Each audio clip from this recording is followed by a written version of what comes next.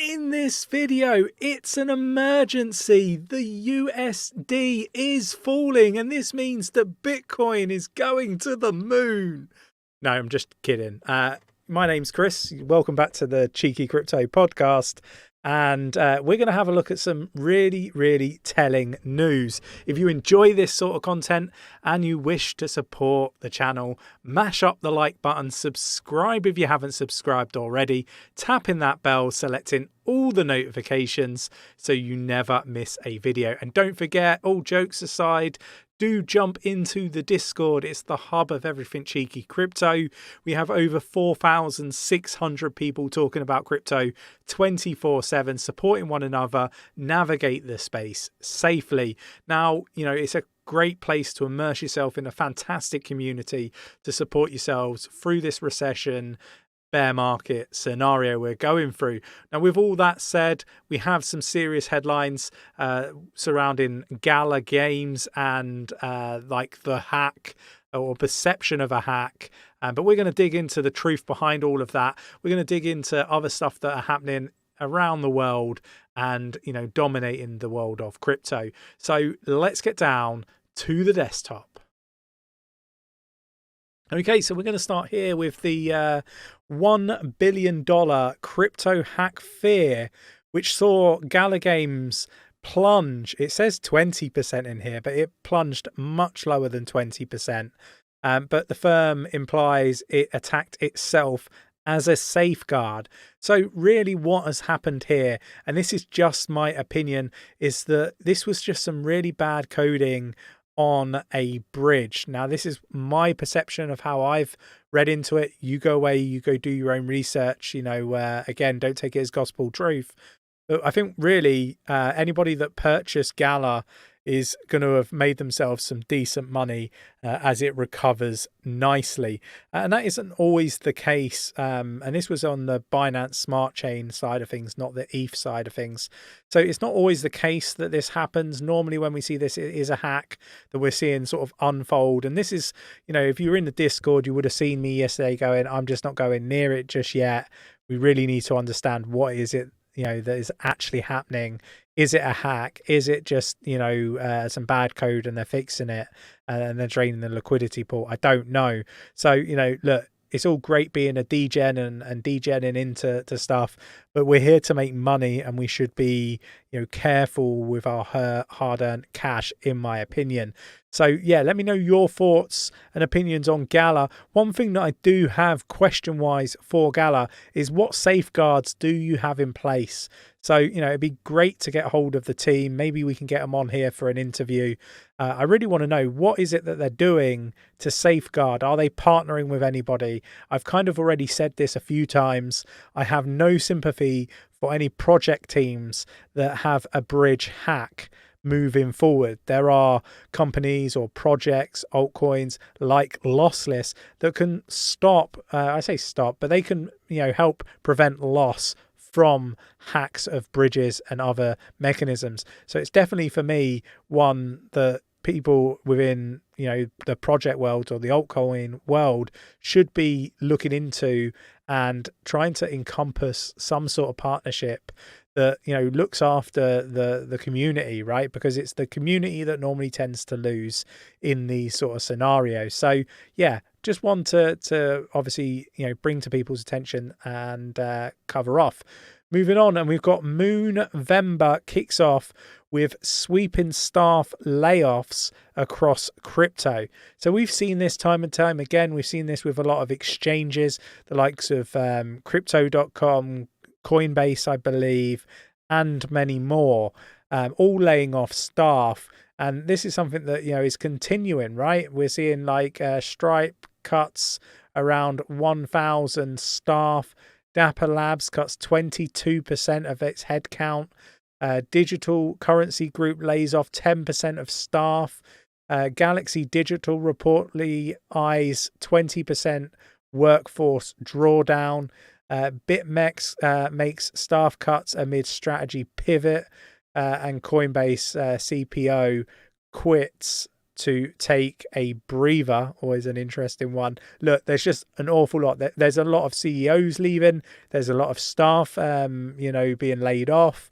Now, we see this agenda going around, particularly from influencers on various different social media platforms, all sort of talking about the fact that, the bottom is in and all this BS. And I'm going to call it as that. It's nothing short of ludicrous to consider the bottom is in for cryptocurrency when we're seeing the number of layoffs happening in the crypto space. We're seeing CEOs of some of the most prominent companies within crypto leaving their posts, resigning.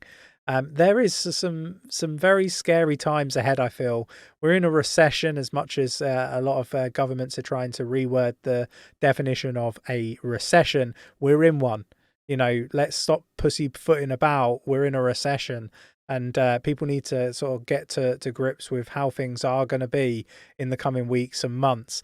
Now, with all that said, back in 2018, a lot of influencers were calling the bottom incorrectly, and it came later, and that bottom came in later. I need to repeat that for people, just in case you didn't hear it the first time, right? We could be in a very, very similar situation to 2018, where we have influencers calling the bottom and it's not quite in just yet.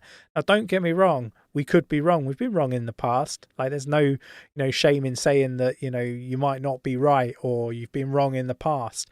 I think we should be open-minded, and I always circle back to being open-minded. Look at the full set of data. Don't just be selective over the data that you're looking at and reviewing and putting out on social media. It's very dangerous. There's people that have invested their life savings in crypto, right? Sold their house, somebody said to me the other day in one of the messages, and they're down like 60% or 70%. And it's like only invest what you're willing to lose. I'm not a financial advisor. Take everything that I say with a pinch of salt.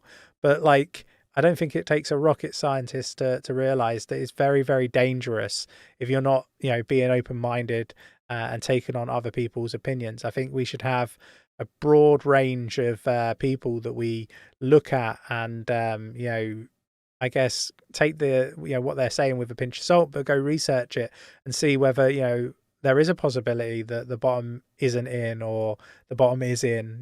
We look at it and we're like, well, we don't think that the bottom is in because of X, Y, and Z. And, this is just one of the reasonings behind it. I think we're going to see some very harsh weeks and months as we go into winter, and particularly with everything that's happening between Russia and the Ukraine. We're seeing Saudi Arabia and China and Russia and various other countries around the world forming alliances. And I'm not against all of these alliances being made. I just think that there's going to be consequences in the real world if there's a new world order and stuff that's being put in play. So look, just be careful out there. I think there's a lot to consider when investing in any financial instrument at the moment, not just crypto. Moving on, and we've got Coinbase exchange Coin cut its third quarter losses by 50% to 545 million from 1.1 billion in the second quarter. So look, it's still a massive loss, and all eyes on Coinbase here, right? It's really confusing. I'm seeing crypto.com advert above it, but it's a Coinbase issue here. Now, we have seen and heard that our friend Uncle Sam is looking to maybe get a stake in Coinbase. We will see. Don't particularly like Sam. I don't think it'd be a good play for crypto. But it will be what it will be. Just remember the terms and conditions of Coinbase. If you have crypto on Coinbase and they continue to make losses, and they have to file for bankruptcy, they will use your crypto to pay off their debts. So just be aware of that. There is a link to the Nano Ledger in the description of this video, which is a hardware wallet. You can obviously get one of those, and you can remove your crypto off of the exchanges, and you can self custody it. Can't get my words out today. And that is, in my opinion, the safest way to keep hold of your crypto. You don't have a third party risk there doing that. So yeah, look, join us in the Discord if you want to find out more. Mastercard, and this is a bit more positive, Mastercard adds 7 blockchain startups to its crypto accelerator. So, this is a bit of a gateway to projects getting into the space and getting funding. So really like this. Visa and Mastercard are both heavily getting involved in cryptocurrency. Watch this space is kind of the point that I want to make with that one. Now, again, I think we're going to start to see more and more of this around the world. So Santander, and I think I can safely say, are a pro crypto or a pro blockchain technology is probably the better way to actually articulate it. Bank, right? They are partners of Ripple, and they do use Ripple products. So they're seeing the full benefit of blockchain technology already, but they are limiting Bitcoin payments amid fresh crackdown on customer crypto spending. So why do I want to raise this? Well, I've mentioned obviously about the layoffs. I've mentioned that I think things are going to get tougher. I did do a video yesterday on my thoughts on Ripple overall, and the euro stablecoin that was coming out, which isn't actually I guess issued by the European Central Bank. Just wanted to clear that up for many people that had this misconception. Now, I think we're going to see more and more banks like Santander making it very, very difficult for retail people, retail customers, being able to invest in cryptocurrency. Why do I believe this? I hear you scream at the TVs and your phones. Well, the reasoning behind it is there's going to be a liquidity crisis, in my opinion. Look, if people keep flocking into cryptocurrency, even small volumes, you're taking money out of the economy, in the real world. And because of that, I think, the banks are going to start to limit and become even stricter with people that are purchasing crypto. There is a big liquidity problem with the banking system in these sorts of recessions, right? And you see it in parts of the world where the banks close down, stop you from getting to your money. There are other things happening as well, where you have to go, if you go into a bank, and I had a friend try to withdraw, I think it was like £5,000 or £6,000, and they wanted to know what it was they were spending it on. And it's really none of the bank's business. But if you didn't tell them, you couldn't withdraw it. So, look, there's an awful lot of restrictions going on in the real world, which means that, people are going to struggle to get hold of their own money. I think this is another iteration of that, and I think it's something that people should be aware of. There are fewer and fewer banks, particularly in the UK, that haven't got some sort of limit on it, onto how much money you can sort of send over to purchase off an exchange, for example. So yeah, limiting how much you can buy crypto-wise. So yeah, one that I really wanted to cover off, I think it's going to become more and more prominent as we go further into recession. Twitter reportedly halts work on crypto wallet, driving Dogecoin down 10%, is the headline, right? And Doge had more than doubled in price with Elon Musk completing his Twitter takeover. Fueled by optimism, he might push crypto favorable incentives at the company. I think this is all going to be stuff that actually does happen. I do think that maybe not so much just Doge, but generally crypto and Twitter. I was a big believer that this wallet was going to be a really big, decent thing for Twitter. But, Elon has tweeted out that there are campaigns going against Twitter at the moment, stopping advertisers from, advertising on Twitter and that sort of stuff. So look, yeah, revenues are down for Twitter, and look, I think it's going to be tough, but I think we are going to see other streams of revenue for Twitter, and I do think that we will see the crypto wallet, and I do think that we're going to see some really good positive stuff come from Twitter. And free speech is something that is much needed. It's a shame that you can't say what you want where you want. Don't get me wrong, I think you've got to be thoughtful in your the way that you articulate things, so you don't offend people. But with all that said, there's so many people that are just easily offended about anything these days. You could barely say anything that is actually on your mind without offending some person in the world, right? So look, there was an awful lot unpacked there, and I think I look at the market, and I kind of I've been around, I've experienced a recession. I think this is going to be a really bad recession potentially, unless they pull a rabbit out of the hat, and that is possible. But for all these reasons, I do think that the bottom isn't in for cryptocurrency. I do think there's going to continue to be volatile. Companies, they get rid of their staff before the worst happens, not after.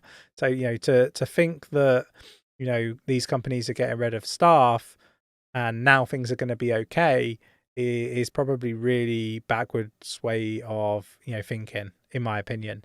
But let me know in the comments below your thoughts and opinions. I think it's going to be harder to buy crypto in many different ways. I think banks are going to make it very, very challenging for you to be able to make purchases of cryptocurrency. I think that the governments are going to make it very difficult. I think inflation is going to make it difficult. Interest rates are going to make it very difficult, and layoffs. Maybe people aren't going to have their jobs.